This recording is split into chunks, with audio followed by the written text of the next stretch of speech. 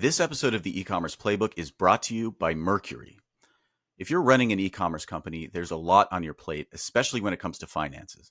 From paying vendors to keeping track of cash flow, it's a lot to manage. But what if you could see everything in the same place? Say hello to Mercury, the financial software company loved by over 200,000 startups and small businesses that gives you full visibility into your business's finances. Deposit your revenue into your account, pay vendors with ease, and even get access to working capital loans all in one place. Learn more about how Mercury can help your e-commerce business at mercury.com/thread.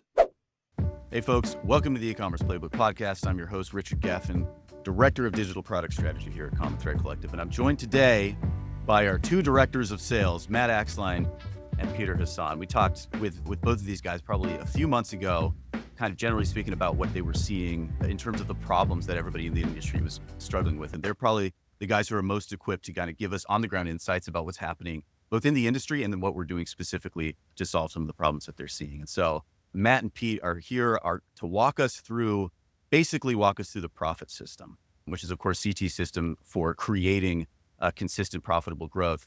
But first, before we get into that, Matt and Pete, what's going on today, guys? How are y'all doing? We're doing well. Look, there's always something to complain about, what I can find, sure. But all things considered. There you go. Wow. Love that attitude, Pete. How you doing? Good, man. Happy to be here. Glad to be back. It's a big sports week here in Los Angeles. We got the Dodgers, Yankees on Friday night. Baseball is in full swing.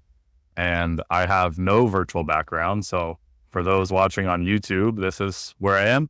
I live in Echo Park and Echo Park, Los Angeles. And just excited to be here. So thanks for having us, Richard. Well, and I would say, please no comments about the early Christmas lights that are up here. Year-round lead lights. But yeah, we got what do we got? We got the Dodgers there on Friday. We got two of the biggest high school football games. We got USC playing in LA Friday, and I'm supposed to drive up through to a wedding on Friday afternoon, evening. Enjoy it. But there you go. You might need to leave right after this podcast. Yeah, sir. Yeah, exactly. Yeah. A couple days drive there for sure. Yeah, exactly. And also, guys, don't worry about the background. I mean, you see what I'm working with here. I've been doing this for months and months. So, all right. Well, so let's dive right into it. So basically, like I was saying kind of in the intro, that last time we talked a little bit about problems that the industry as a whole are facing, what people are bringing to you as their kind of core pain points when they're interested in our profit system and in our services. So let's talk a little bit about kind of leading into selling the profit system to people or walking them through the pitch or whatever. What are the problems that you're seeing currently that people are facing? Why are they coming to us with these particular issues? Pete, I'll lead this one off, and then you can piggyback off that because I know you got some unique insight on this. One of the biggest areas and items that I'm seeing at the moment with brands is that there was, and I don't think this is a novel idea for a lot of people that are out there. They may be experiencing this themselves, which is great 2020, 2021, good tailwinds into 2022 from COVID. 2023, things start to decline a little bit, but they're still holding on and they're still managing well. And then 2024, things nosedive quite significantly for the brand, or in a way that was much less than it was in the past couple of years. And this has ramifications, whether it's from just the internal structure of the brand that they have, whether they hired a lot over the past couple of years and now have a pretty high OpEx billable or line item, whether it's they took on money from investors and now that they see that start to nosedive, and there's a lot of questions coming around in that. And so we get into 2024 when they went through a season in 2023 where they acquired a lot less new customers. They're feeling the ramifications of that on the returning customer side in 2024. And they come and we need to give at least on a path back up and to the right in a way that shows whether internally for us, because we have plans to sell this business. So future buyers of this business is healthy and growing again, or when it's with investors that, hey, you could still have faith in this. You don't need to write this down, so on and so forth. So that's, in a broad sense, a very, very common theme. And it seems to be I've encountered multiple brands, 75, 100 million is where they got in their peak. And then since then, it's kind of tailed off. And there's unique things for each and every one, whether it's like I said, higher OpEx in some sides, whether some areas it's the customer acquisition front's struggling, but that's sort of a common theme or trend with a lot of the brands that are coming in at the moment. Yeah, that makes sense. And I think one kind of takeaway that I had from a conversation that we had before we hit record here was that idea that like brands of all sizes are struggling with essentially the same thing, which is that they're not equipped to understand, or they're not equipped to face this particular moment. They have a series of maybe operational structures that they've put in that really helped win the moment over the COVID period. But of course, the COVID period was very unusual in history. Like it hadn't happened in 100 years, maybe, hopefully won't happen for another 100. But the idea being like that those particular operational standpoint isn't going to function anymore. And so maybe, I don't know if you guys have some, without getting into some specifics, but some examples of the ways people or brands are coming to us unprepared to kind of handle the current moment. Yeah, I mean, I think there's a question a lot of times for businesses of the decision-making framework in which they operate. And I think Taylor, our CEO, for those listening, talks about this, and we talk about this a lot internally, is just everybody has a different incentive in a lot of cases. They have some metric that they look at. It could be Facebook ROAS. It could be customer acquisition costs. Maybe if you're on the email side of things, it could be the returning customer rate of purchase or the LTV of the customer over time.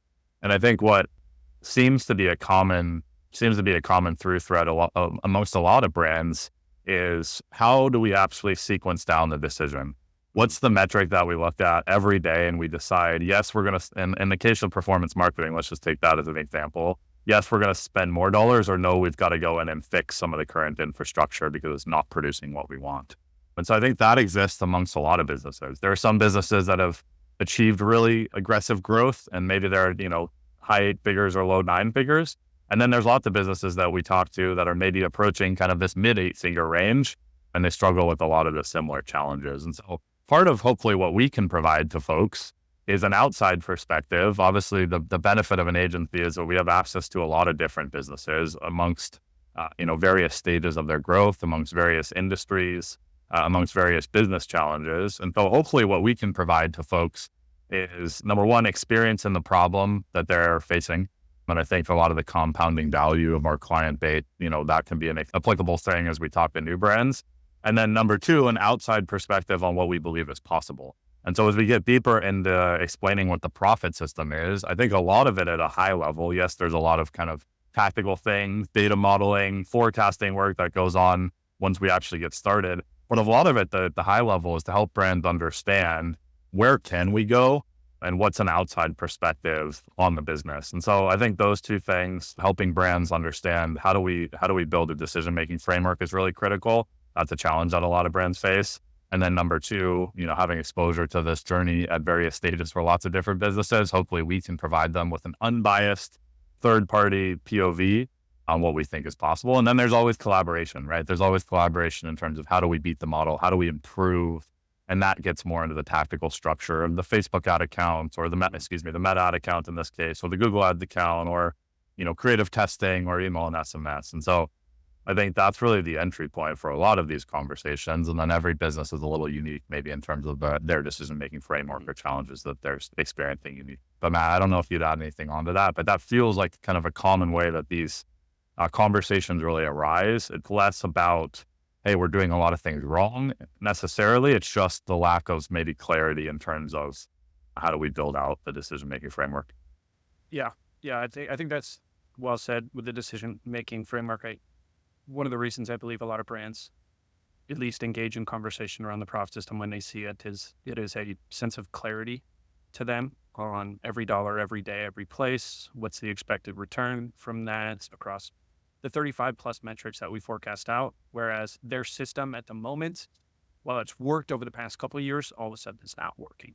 And what I'd say is there's not really a novel problem, at least from what we encountered. Like a lot of what I've seen over the past 6 months is more or less the same thing, just kind of twisted in a separate way, because each brand's its own little special snowflake in regards to their own specific problem, but it's all very similar. And we always take the approach when we work with brands of, when forecasting, what is likely to occur based on the current set and parameters of the business. And if we want to change that, what needs to be true in that. So we do a lot of scenario planning as well when we build these out. And the idea behind it is that we get really, really clear on what is our North Star, that each and every day, whether it's us, whether it's the brands who are doing it, what is that North Star that we are all tracking towards so that our behavior can move forward from that? Because the idea of maybe the paid side, the brand has a certain metric that they're chasing down, but financially only cares about contribution margin or EBIT at the end of the day. Those are two kind of competing interests that can occur.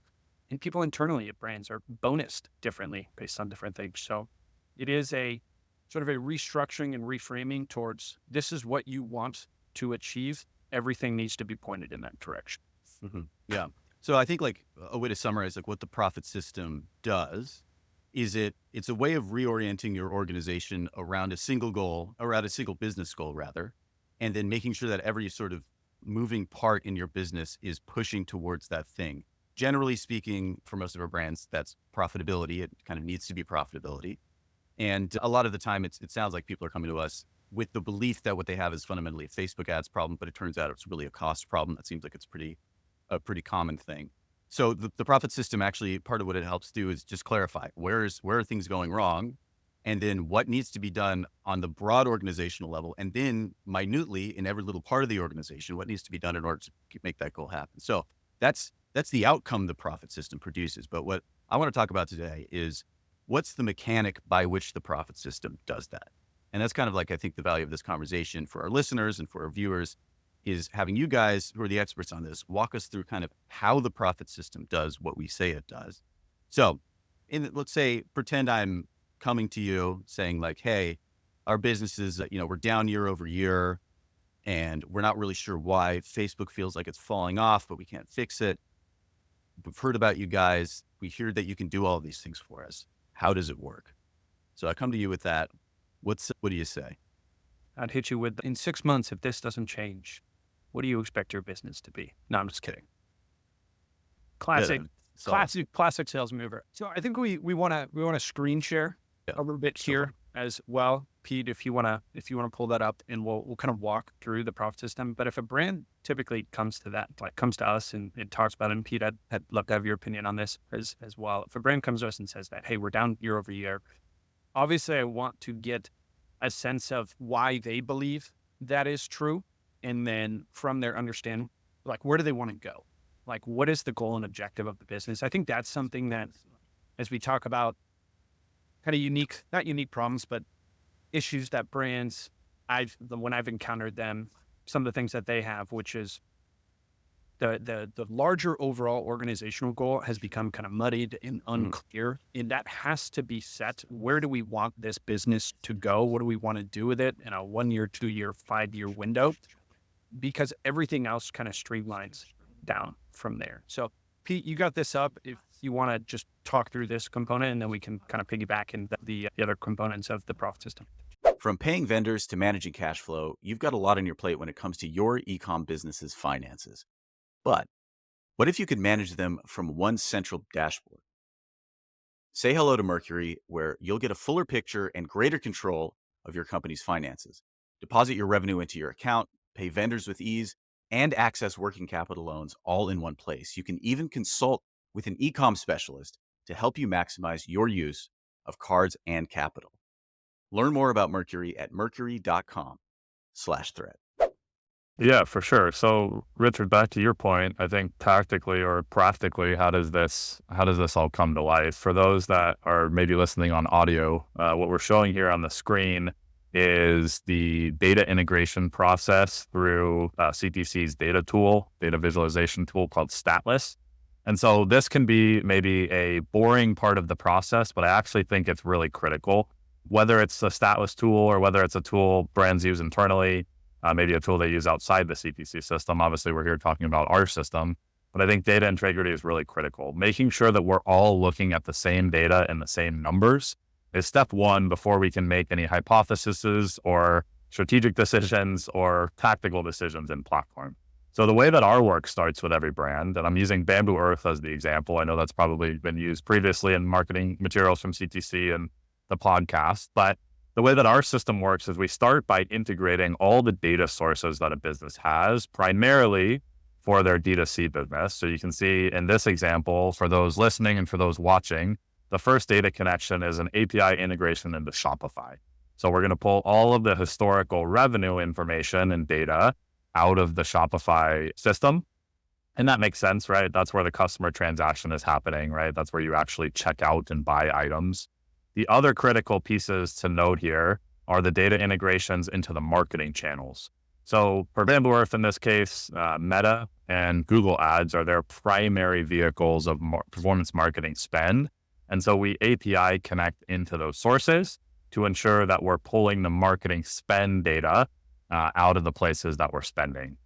For those maybe watching, we'll see a couple other connections in here. We have some influencer spend that we want to pull in. We connect our ESP, which in this case, our email service provider is Klaviyo.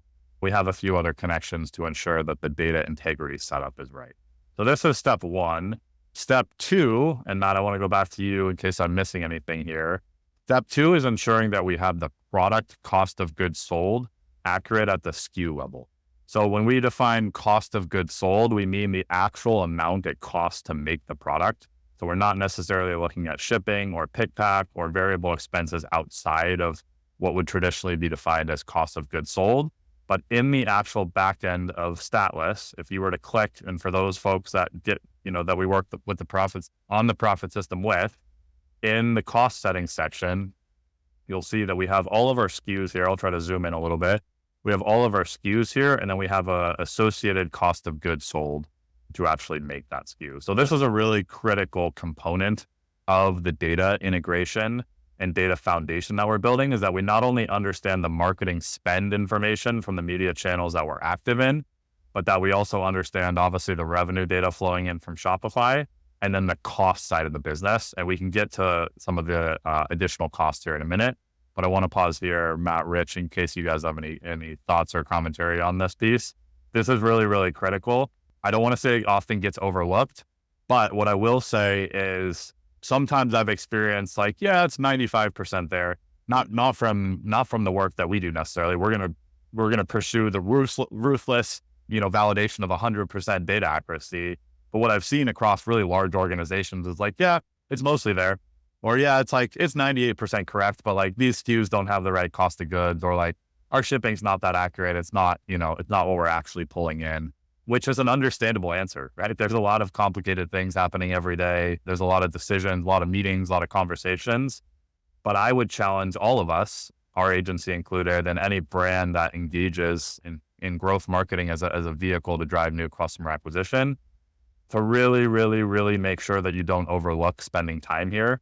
Because those dollars that bleed out because we forgot to add that extra 2% for, the credit card processor fees, they'll catch up to you at some point. And there's always going to be a mistrust of the data. So for us, really step one in this process is making sure we have a really solid and clean data infrastructure to work from. And that's really how we begin this project. Well, I was going to say, and it kind of kicks off a complete, or rather a real reorientation of thinking happens almost immediately in this process, it sounds like, which is that, of course, it makes sense, like you were saying, when you ask, say, a CMO, hey, is every SKU updated, or is COGS on every SKU or shipping on every SKU updated correctly? It's it makes sense to me that the answer would sort of be maybe, or not, it's not quite there, because generally speaking, that's not really their responsibility, or it's not something that they're thinking about on a day-to-day basis, making sure all those little things are in place. But what we're saying is, from a growth marketing perspective, actually that stuff is critical, and actually where you have to begin. And so already at the very beginning of this process, the profit system is reorienting how you think about the job, generally speaking, right? And I think if we go back to the idea of 8 and 9 figure and even 7 figure e-com brands having large teams, right? Where you maybe have a media buyer, or you have a CFO, or you have a head of growth. I think what this allows us to do collectively is to understand how everybody fits into the system, right? So Richard, to your point, right? If the CMO is not responsible for cost of goods sold being accurate in the Shopify product pages, no problem. But whoever is internally for the brand, their thing needs to be accurate first before we move on to all the other dominoes, right? And so now that person has a place and a way to participate in the system that actually brings kind of this cohesive energy and really kind of this team mindset to say hey, the thing I'm responsible for needs to be accurate. to make us successful as a business, versus the feeling of like, yep, I'm not responsible for that, so I don't really know. But that person's going to pick that up and they're going to make sure that their thing is accurate, because all these pieces have to work together to make the system work. So I think that's part of the value here too, is trying to get everybody to participate in their kind of component of it. And I think teams really have a lot of fun when they understand, like, all right, cool, this is my job responsibility. How do I actually participate in this thing? Yeah, totally. All right, let's keep rolling. Cool. So this is step one. I don't want to spend too much time here. I want to get to the planning section, and maybe Matt, I can turn it over to you to kind of walk through the first piece of that. But the main summary here for those listening and for those watching: building a good data infrastructure where all the data is accurate, pulling in correctly. We have an understanding of revenue, marketing spend, and then cost is really, really, really critical. There's some other things we get into in this system, or in this step of the process. So this is not all encompassing, but I think this covers the kind of meat and potatoes for now. So step 2 is the planning process. And so Matt, I'll jump into the planning section here for Bamboo Earth, and we'll go ahead and look at this official one. That feels like the best place to go, maybe. Yeah, for just two seconds, because Sure. I want to touch on this real quickly. So one thing, just to wrap up the last section around the data integrity, that is so critical and so important, as Peter said, and is surprisingly a difficult endeavor, which makes sense considering there's a lot of things everywhere. There's, cost of goods maybe for this and not for that, and so on and so forth. But that is something we spend the first couple of weeks in very, very, very diligently going through, because candidly, if someone doesn't trust the numbers that they're seeing in stat lists, they're not going to trust everything else that we do in here. So it is really important that we hammer those nails if they do pop up. But what you see here on the planning section, so if you followed CTC content in the past, some of this stuff is going to look familiar because it was all actually in our growth map. We've now taken the majority of that and moved that here into stat list. And what you'll notice in this for Bamboo Earth, and you'll see this if you look, for any of our other branches, there's a couple of different plans in here. This is scenario planning. We always forecast, like I said, what is likely to occur in the business. That's official. And then we'll go through and we'll plan out other scenarios of, hey, what would this look like with X revenue growth and Y margin growth? So Pete, why don't you go into official, and then we'll start talking through the first couple of steps here. So data integrity is important because it feeds everything else in this system here with our models, with spend, and so on and so forth. But everything for us when it comes to building out the 12-month P&L level forecast and operating system that is the profit system starts here on the custom data models. We have data scientists here at CTC who built them out, and it's across the two areas brands make money as a company, which is new revenue and returning revenue. The new customer revenue side is the AMER to CAC model. So a study of the historical relationship between AMER, spend, and CAC for a brand, and it's actually 14 or 15 different models that are all kind of aggregated into one large model, taking things into account like seasonality and others. And then the retention model, which is a cohort-specific retention model looking at two separate things, which is one, the customers that you have in your customer profile today, all the customers that you've acquired in their value over the subsequent months, and then future customer cohorts that you acquire in their value. So these two items here give us kind of the foundation for the forecast, which is new customer revenue, new customer orders, returning customer revenue, returning customer orders, in efficiency specifically on the new customer side. Pete, is there anything you want to add here before we jump into the models themselves? Yeah, I just want to highlight the new revenue model is one that's, I think, really, they're both equally important, but I think as we talk to a lot of businesses, one of the challenging things to understand, especially in a volatile environment where COVID may have boosted performance, right? iOS was a moment where performance was more challenging for brands, is to understand at what point does the spend actually degrade in efficiency. And I kind of think of this, I'm a big golfer, so I kind of think of this as it's when you start golfing, right? It's a lot easier to start, it's a lot easier to go from shooting maybe 110 to 100 than it is once you get really good, right? For the folks that are shooting maybe even par, maybe they're scratch golfers, it's really difficult to get to the next level, right? Because there's just diminishing returns, right? At some point to get to the next level becomes much harder. And so I think for a lot of these 8 and 9 figure businesses where they've produced, historically strong meta performance, maybe customer acquisition costs that they were happy with, and they continue to push into higher levels of media spend, up into the high 6 and 7 figures on a monthly basis, it becomes more challenging to drive better efficiency. And it's harder to answer the question of, when is the spend less incremental, or when is it not producing the contribution dollars that I need? And so this model can really reorient organizationally, both us and our partners, in terms of a baseline expectation that we can all work from. And then it's our jobs together once we get into the work to say, how do we improve, right? We don't just want to set the model and hit the model. We always want to beat the model. That's the goal collectively. Those are things like new account structure, new creative, maybe giveaways, new things that we can introduce into the mix that haven't previously been enacted upon. But I think it's really important, similarly to data integrity, to start with a fundamental belief of what is the data actually telling us? At what point should we set our media spend?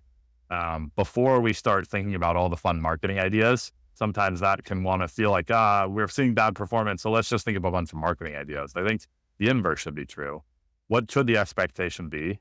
Now, we've all got to get comfortable with that. Sometimes we may not like that outcome, but we've got to get as close to as comfortable as possible with that. And then we can kind of dive into more of the fun marketing ideas. So that's the only other piece I'd add there before we jump into the models. Cool. All right, well, let's dig in. Cool. So I'll click on this first one, Matt, if you kind of want to give us an explanation of what you're seeing here, and feel free to direct me wherever you want me to go. No, I think this is a good start, and then we'll scroll down in just a moment. So, as Pete noted, the idea of what we want to get to here is sort of what is the marginal frontier of a brand's spend in any given time period. And we're obviously looking at 2024 for Bamboo Earth. And based on that, we have a couple of different optimizations that we can select from. Pete, if you want to scroll down just right there. So click on yep, perfect. So when you see this, essentially what we want to optimize for is dependent on what we want that specific month to be. So we have options of max contribution margin on first order purchase, max revenue, lifetime contribution margin, and then a couple other ones in there as well. So essentially what this is giving us to, and let's go to, Pete, you want to go up and just click November, just so we can kind of, and we're looking into November, we can choose our specific optimizations there. So essentially what this is telling us is that for Bamboo Earth, if they wanted to maximize lifetime contribution margin, which candidly, that's what they do a lot. They're a skincare brand. They have pretty darn good LTV. It's something that they buy into a lot. They would need to spend roughly $329,000 at a 1.5 AMER. And the next tranche of spend from that, their lifetime contribution margin begins to degrade. And play the same thing for new customer revenue and for contribution margin. We can go up and select those toggles there. So this begins to build a framework for us of, hey, based on what we want to optimize for, how much should I be spending? And what should my overall new customer efficiency be in this scenario? And it's going to be different. And when we go through this and we build this out, there's different selections for each and every month. Scroll up just a little bit here, Pete. One of the things we talked about as well is you'll see the percentage over model on the model tweaks there. If we think we can do better, because it's historically been, kind of a bad structure. There's been a variety of things that have been going on. We have a couple of moments coming up think we can build into. The creative is a large opportunity here.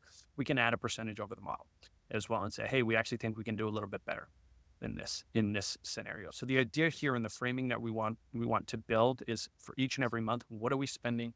What is our goal in that month, whether it's revenue on new customer acquisition, revenue margin, and then what should our efficiency be towards that? And that's going to be really important in the next step of that when we start talking about incrementality, allocation of dollars, and so on and so forth. So anything you want to add there, Pete? No, I think you did a nice job summing it up. I would just say for those listening that may not be able to see the screen, really what we're illustrating here is just a table of all the spend levels. So how much we're spending. This one's looking in a specific increments to this business. And then as Matt alluded to, AMER. So for those that are not familiar with AMER stands for acquisition marketing efficiency ratio. So we're looking at revenue from new customers divided by media spend. So exactly. MER is a very common one. That's a metric we look at too, but that's looking at total revenue. You can imagine returning customer revenue is included in that. And so for new customer acquisition, we often look at AMER. And we just want to look at what spend levels does it start to get worse in its simplest form. So you can see as we start, or I guess for those listening, you can't see, but for those following along, as we spend more, generally the efficiency is going to degrade over time. And so really, as part of this process, as Matt alluded to, we're trying to understand what's the financial outcome we're after, contribution revenue or lifetime contribution margin, and then how do we set a spend amount and an efficiency target that's appropriate to create that outcome.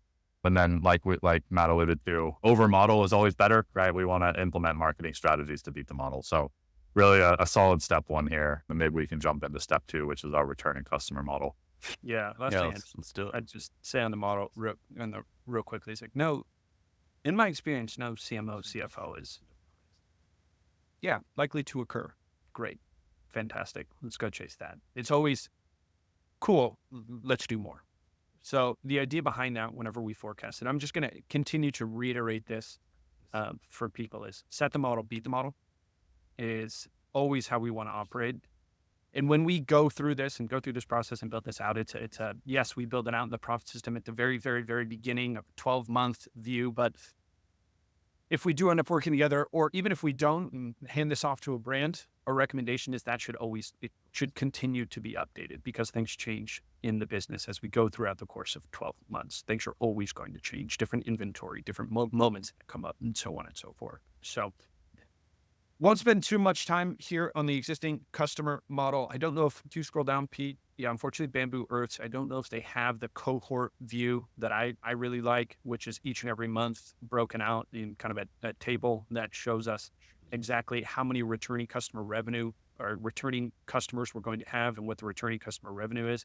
But the idea is that we want to build a base for that returning customer revenue so that we can understand each and every month what is actually flowing in that's going to be supporting the business. And I ran into examples with brands in here where they basically cover their OpEx with the returning customer revenue. And then that means everything on the new customer acquisition side is gravy, right? Like we can go out and we can play as much as we want, not play, but we can push pretty heavily because we have a very good tranche of returning customer revenue. And the inverse being true also leads to, hey, the new customer acquisition side really, really has to support all the efforts on this business because we can't bank on returning customer revenue here. So the level of not usefulness, but importance of the returning customer model is highly dependent on the business and the industry that the business is in, whether first order is what they need or to maintain, think like something like wallets or single item purchases, large purchases, or if it's something that's more relevant to them. So Pete, go ahead and add anything you want there. Yeah, it probably goes without saying for the listeners of the podcast, but I think it's always important to know if the new customer growth slows down, your returning customer growth is eventually going to slow down. And I think this is a challenge that a lot of businesses have faced coming out of COVID, where new customer acquisition was up and to the right for many months on end. What inevitably happened is coming out of COVID, the returning customer value and volume was really strong for a lot of businesses. And so it created a false kind of narrative that, hey, we're going to continue to always see this returning customer value over time. But when new customers slow down, right, there are less potential returning customers. So it's important that these two things work together. Now, to Matt's point, every business is different, right? Some rely more on new customers to drive the growth. Other businesses like Bamboo Earth, they get a lot of returning customer revenue and they get a lot of value out of those customers. And so the dynamics are a little bit different for that business. But just important to understand that as new customer revenue growth slows, the returning customer growth will be impacted at some point. So it's really critical that we always have an eye on both of those things so we don't get caught in a trap where we feel like everything's going fine and then all of a sudden our returning customer revenue is smaller and our new customer revenue is smaller and our OpEx stayed the same. And now we're just putting less dollars to the bottom line. So that's the only other piece I'd add there. But yeah, this is the step two in the data modeling process, is taking a look at the returning customer model after we model out the new customers. Yeah. And one more thing that I'll add to that, like a real life example, we're been speaking with a brand that's at their peak at about 80 million. They're down from that somewhat significantly at the moment. And they're experiencing a very, very similar problem to what Pete just noted, which is 2023, new customer revenue was down. 2024, the entire business is down. Now, as we go into 2025, we have to accept the reality that, hey, we're going to be improved, but it's still not going to be close to the levels we were at before because we do not have a big bank of new customers from this year that can help kind of float or grow us in the returning customer revenue side for next year. So it's more of like a 2-year project to begin to get back to those upper levels. Yeah. I was just going to jump in and say, like, just to kind of summarize that, like, the purpose of both of these models, and you mentioned sort of the whole phenomenon of needing to beat the model. Like, the purpose of both of these models is to give you a baseline understanding of what is true right now, I think. Yep. And that is the thing that most businesses are missing. Some understanding of what is likely. Most people are coming in or are setting goals without an understanding of what's likely at all. There's just an arbitrary expectation that, hey, we need to hit this number. What this does is provides you with an idea of what might happen. And once you have an understanding of the baseline, the ground that you're standing on, you have some idea of how far above that you can rise. And that's kind of the idea behind both of these models. So, okay, let's keep rolling to our next section here. Very quickly, what's also really, really, really important when we think about, okay, we have what we're spending in a given month, we have our new customer revenue returning, so on and so forth. All the information that we get from the two data models, custom data models, is the marketing calendar side of things as well. And what you're seeing here is actually something that just rolled out that we're pretty darn excited about. It's an event model for the marketing calendar. So essentially looking at historical marketing calendar moments, their revenue and percentage of revenue, and applying that as we think about adding, for example, in February of 2025, we want to add something on the marketing calendar. What can we expect from that moment in terms of revenue coming in, overall expected efficiency on new customers, so on and so forth, so that we can begin to plan a little bit better. So just a way for us to get a little bit more predictive about the marketing calendar based on historical evidence of similar type events.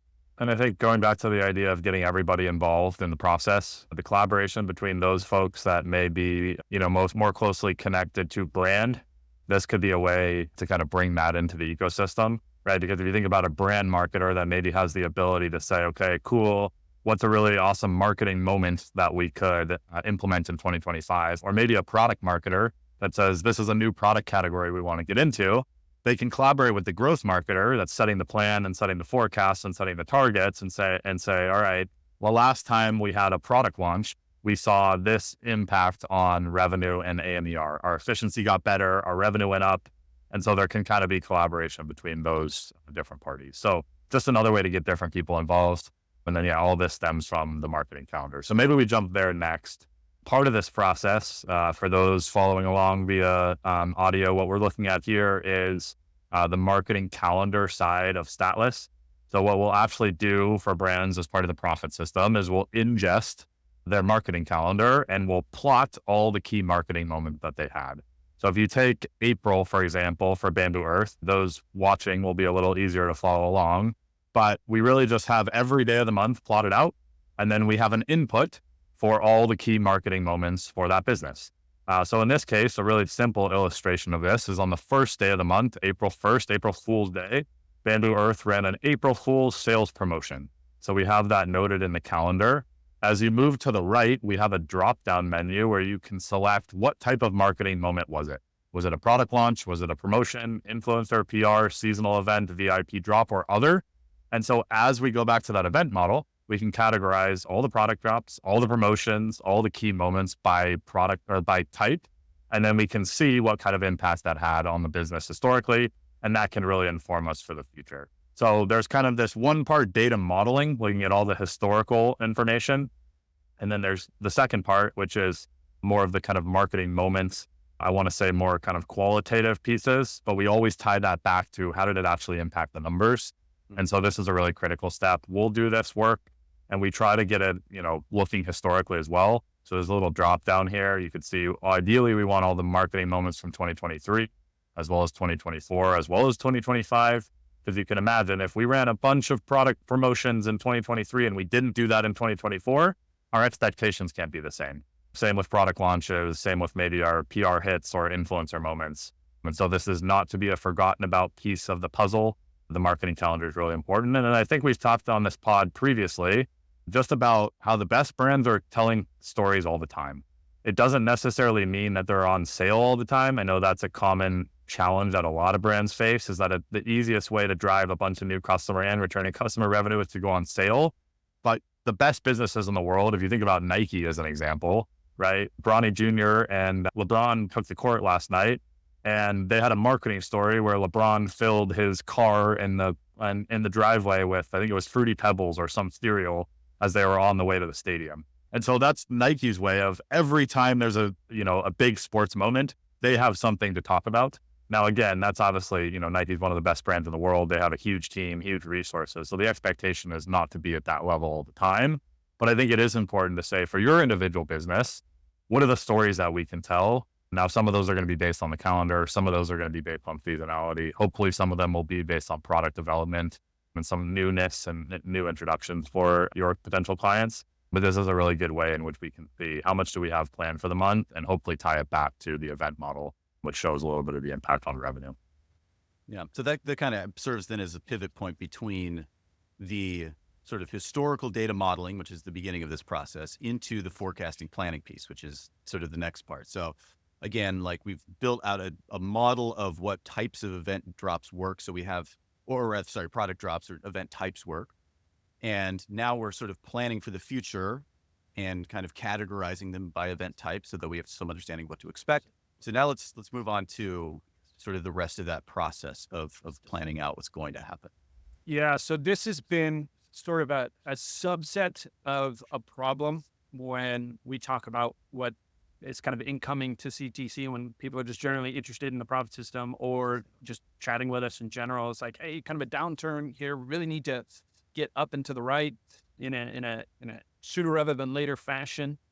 In the subset of that is the allocation of my dollars. There is still a mystery around that. I know we went through kind of the attribution wars of the past couple of years with a bunch of different sources there. What is my centralized source of truth for brands? And so there's still a real kind of clouded thought process around, how do I best allocate my dollars? Like, real life example, speaking to a very, very, very large, well-known brand that has both stores and an e-com site, and they're using a last click model at the moment. They don't have a better, they want a better, that's part of the reason why we're speaking. They want a better model, but they don't have a better model at the moment. So what we want to get to the bottom of with this is, where should we allocate our dollars on a channel specific basis? How should those dollars be allocated on a day by day basis in relation to a day of the week effect, as well as the marketing calendar?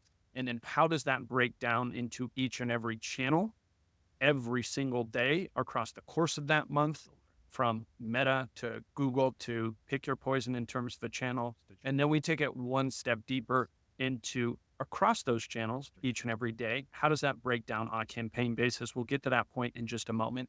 For the listeners who are listening, on screen, basically what we have is an allocation of a budget based on the month, right? So we've built out what we're going to be spending, what our efficiency goal is going to be, budget of allocation by channel, and then by day, and then by campaign in there. We're kind of toggle those back and forth. But this is where we kind of get into the incrementality side of it, which is e-com's favorite buzzword at the moment, but for good reason. So Pete, if you want, go ahead and take a walk through the incrementality, how we apply that to the MMM that we have in here, how that is related to the spend AMER model, and how we calculate it by AMER as well. And then I think we can move on to the next part.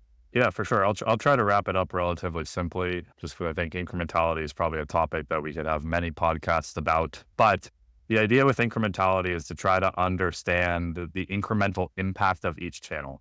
So often the way that I like to think about it is a channel like Google, branded search, for example. If someone is searching for your brand, that's likely to have really low incrementality. The ability of, or I should say the impact of the Google brand search ad probably didn't necessarily drive the purchase, right? Whereas if you think about something like Meta acquisition, so prospecting on Meta, not going after returning customers, but finding new customers, that likely has much higher incrementality, right? It's more likely that that actually caused revenue growth from Shopify than maybe a tactic like Google brand. And that logically makes sense, right? If I go to buy a pair of, I got to buy a pair of Nike running shoes, we'll just stay on that example for a minute, and I search Nike running shoes, right? The Google ad that shows up I was likely to make the purchase regardless. Whereas if I found on running, for example, from a Meta ad, and all of a sudden I go down and I buy that product,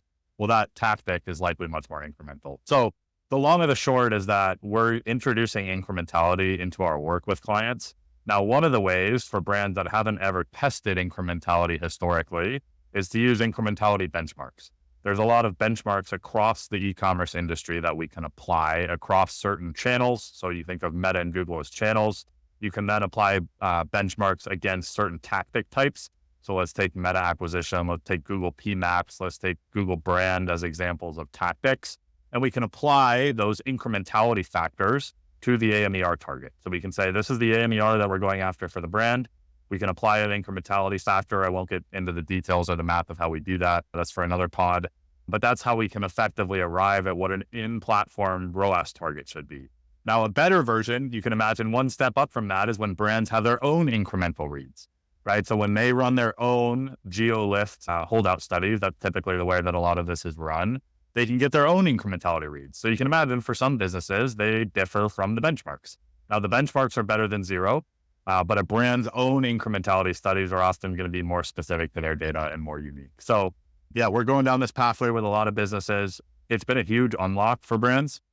And really what I'd say is it's allowed us to allocate media dollars appropriately up or down relative to the incremental impact. The simplest way to think about it is if a channel is less incremental, we likely want to spend less dollars there. If it's more incremental, we likely want to spend more dollars there. And so it's one of the pieces that we're kind of weaving into how we actually allocate the media budget beyond just kind of what's previously been the case for a lot of businesses, which is either like a feeling that we need to spend 60, 70, 80% of our budget into Meta, or a lot of really complicated, to Matt's point, attribution style tools that, everybody has a different outcome or read on the numbers. And so incrementality is a really critical piece. If those listening are interested, Matt and I are happy to make ourselves available to chat specifically about incrementality here at CTC, how we use it.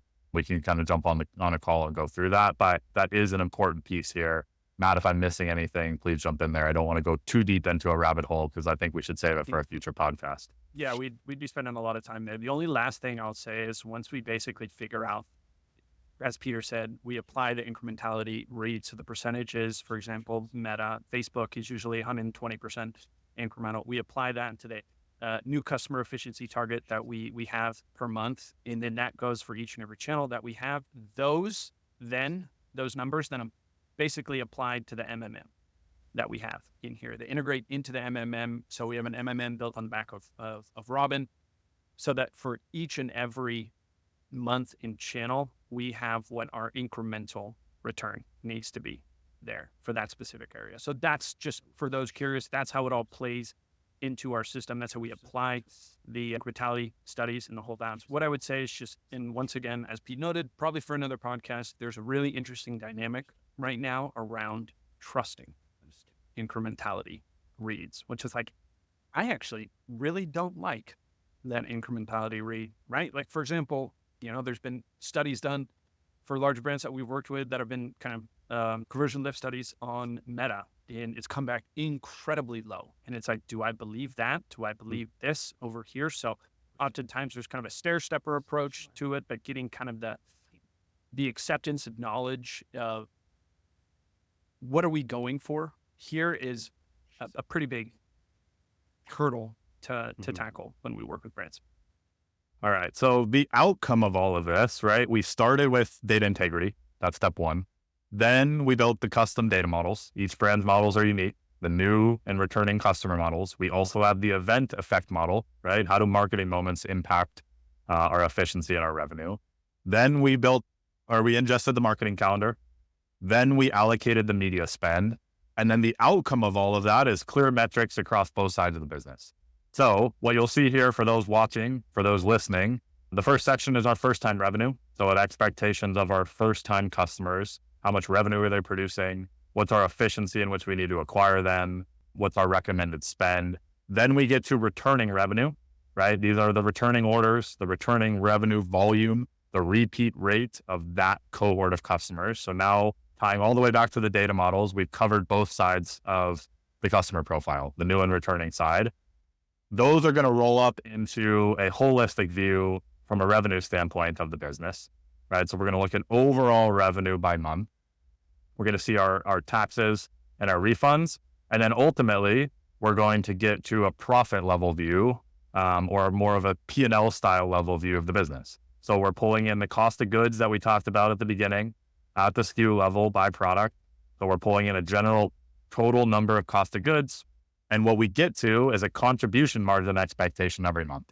This is typically our North Star for our partnerships. These are really the dollars that sit above your operating expenses, right? Operating expenses are things that are harder to move, right? They tend to be salaries, they tend to be people costs, they tend to be office expenses, things that are generally more fixed and are harder to move, right? We don't all of a sudden change those things overnight. But contribution is really important. We want to create more contribution dollars. Then we'll have a section for SG&A in here, and ultimately we'll get to a net income expectation for the business every month. So this is kind of the, I would say, rolled out or roll up view of all the different inputs that get into StatList and really kind of the P&L side of how we arrive at the forecast to make sure everybody's clear on the financial expectations of the business. So this was the culmination of a lot of that work. And what it nets out into, which I'll let Matt speak to a little bit, is, and I'm going to let's look at September. So let's look at a closed month for sake of the pod. A dashboard level view where we see all the metrics that we've established and we see performance relative to those metrics. So Matt, maybe speak a little bit to what we're seeing here on the screen. What is the kind of day-to-day process and why is this piece of the puzzle important as we kind of wrap up the profit system conversation? Yeah, so this is part 2 of the clarity component that I spoke about earlier, right? Part 1 is obviously the entire exercise we just went through. Part 2 is what does this look like in practice ongoing? So everything that we've forecasted out is now, it's obviously in StatList and that we can track against each and every day for any given time period that we have. And so you'll notice the way it's just kind of segmented out for those that are listening. We kind of refer to it as the hierarchy of metrics, more business related metrics on the top side of this, and then in the middle is more customer related metrics, and then the bottom are more platform related metrics. So the idea is everything in green is pacing above what we have forecasted. You'll see percentages there as well, plus or minus. Anything in red is below the forecast that we set out. So oftentimes this is a really good area to come through and take a look at how are we pacing towards our goals at any given moment throughout the course of a month. And if we're off, where are we at? And where do we need to make changes? So, I mean, Bamdorf looks like they had a freaking banger month last month. So there's not real sort of a situation of, hey, here are things that you can improve. But there's a lot of times, and we'll come through, and even if you just look at this year over year without a forecast in here, it can help kind of pull out insights around where's the gap here. Mm-hmm. And so as we go through this each and every day with the brands, and brands will get this tab in an email each and every morning with the forecast to it. So they're very quickly and able to see where the areas of opportunity here. But the idea is that we're very, very clear each and every day of each and every month across each and every tactic here. How are we pacing towards our goal? If we're off, what needs to change? Are we down on the new customer revenue side? Why is that? Okay, it's because we're a little less efficient on the meta front. We need to think about adding more campaigns or whatever it may be. Or, there's also a cross-channel approach to this. If we're down on the returning customer revenue side because email has been down, but we feel like we can make up the gap to overall revenue from the paid acquisition side of things, awesome. Like we're pacing above what our expectation is. This gives us clarity to do that. So in a nutshell, that is the profit system. We have not talked about a lot of other components of it for sake of time. In wordiness here, there's aspects of how does creative fit in to all of this. There's aspects of the daily trackers for Meta and for Google here as well that we'd love to get into at some point in time. But there you go. That's enough. This is great. Like I think what this clarifies, and to kind of summarize everything we've just discussed, the issue, let's say like the beginning with the problem is like when you think about what do I need to do next month to succeed? What goal do I need to hit? Generally speaking, a lot of brands are going into that with essentially an arbitrary number or a number that they've been given from somewhere else about like what needs to be hit. What we're doing is first assessing the data and building a model to give a much more likely expectation for what's going to happen. So now all of a sudden you have some understanding of what could happen, right? Then we have a series of tools that help you build a plan towards reaching or exceeding that model. And then we have sort of a way to continually diagnose on a day-to-day basis across a number of different metrics, whether or not you're getting close to that model. So for instance, on the dashboard we just saw, you have contribution margin at the top. That's the North Star. If that number is red and you go to the next line, or rather I should say, if that number is red, that means one of the metrics on the next line is probably also red. And then you can say, okay, so AOV is the problem. Then you go down to the next line and say, like, what are the contributing factors to AOV? And then you can continually think about all of it gives you a way to make decisions pretty quickly. And that's fundamentally what this provides. It provides a map, it provides clarity.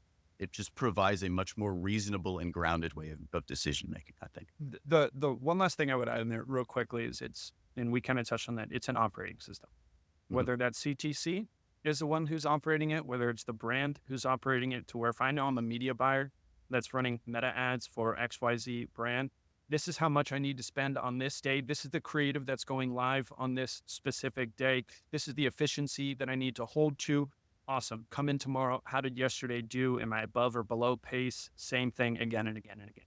Same on the email front. We didn't really talk too much about email, but each and every campaign and flow with revenue forecasted out for each and every one of them. So everyone has a very clear and concise sort of marching orders to reach that end all be all goal, whether it's contribution margin, EBITDA, whatever it may be. Cool. All right, fellas. Well, appreciate you joining me. Appreciate you going a little long here, kind of walking us through the profit system. Of course, if any of you want to talk to us about implementing the profit system for your own brand, talk to Matt and Pete. You can just go to commonthreadco.com, click the Hire Us button, let us know that you want to chat, and we're happy to have that conversation with you. But Matt and Pete, thanks for joining us on the pod. Everyone listening, appreciate it. We'll talk to you next time. Bye.